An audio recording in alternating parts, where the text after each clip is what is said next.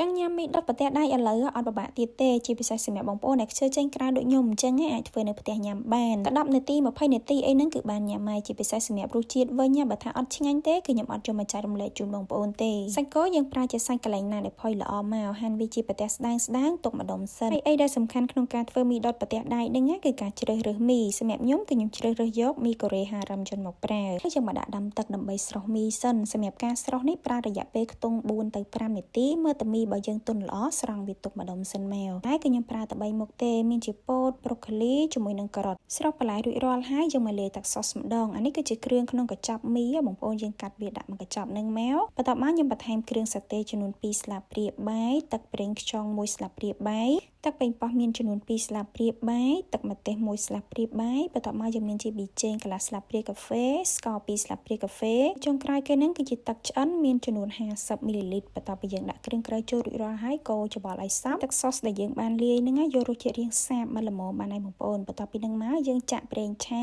ដាក់ខ្ទឹមសចូលចាក់សាច់គោដែលយើងបានហាន់ជាប្រទេសស្ដើងហ្នឹងហើយទឹកស៊ុសដាក់ចូលពាក់កណ្ដាលសិនបានហើយបងប្អូនឆាសាច់គោតែ4-5ត្រឡប់ទៅគីវាទៅមួយចាហៀងហើយយើងចាប់មីដែលយើងបានស្រុះឲ្យស្រាប់នឹងដាក់ចូលមកបន្ទាប់មកគឺយើងដាក់បន្លែចូលសម្រាប់បន្លែបើសិនជាបងប្អូនចង់ញ៉ាំបន្លែអីផ្សេងក៏បានដែរហើយអីដែលខ្វះអត់បានមួយទៀតដែរបងប្អូនគឺពងមាន់នេះបងប្អូនចង់ដាក់មួយគ្រាប់ក៏បាន2គ្រាប់ក៏បានទឹកស៊ុសដែលនៅសល់ពាក់កណ្ដាលយើងចាក់វាចូលទឹកអស់ហើយកូរច្របល់វាបន្តិចមកបងប្អូនច្របល់មីច្របល់សាច់គោជាមួយនឹងបន្លែអីហ្នឹងមកហើយចុងក្រោយគេយើងគ្រាន់តែរោយគ្រឿងក្រៀមមកបងប្អូនគ្រឿងក្រៀមនៅក្នុងកញ្ចប់ស្រាប់ហ្នឹងគឺរួចរាល់យើងអាចយកទៅញ៉ាំបានហើយសម្រាប់នេះបងប្អូនណាដែលអត់មានប្រទេសដែកទេយើងអាចប្រើខ្ទះឆាធម្មតាក៏បានដែរសម្រាប់មីដុតប្រទេសដែកដែលយើងធ្វើចេញមកហ្នឹងរសជាតិគឺមកឆ្ងាញ់បងប្អូនជាពិសេសតែសៃមីគឺឡើងទន់ស្វិតល្អហ្មងអានេះយើងយកទៅស្រស់ម្ដងហើយយកមកដុតម្ដងទៀតតែសៃមីគឺនៅតែស្វិតនិយាយទៅគឺវាអត់ផុយអត់ដាច់ចឹង